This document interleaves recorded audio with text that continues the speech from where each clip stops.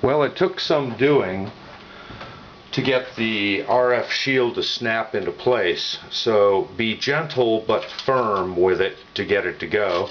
The board slides right into position, and here are the two I/O boards that we will be installing. This is a video capture card, and it's going to require us to knock out this guy right here. We'll just give that a little mark. That one comes out.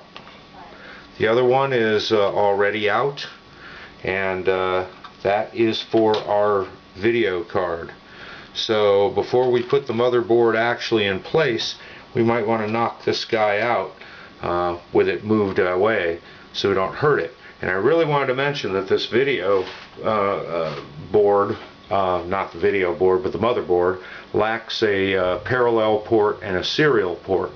And this tends to be a trend, so don't expect to see too many LPT1 or COM1 ports on your computers anymore.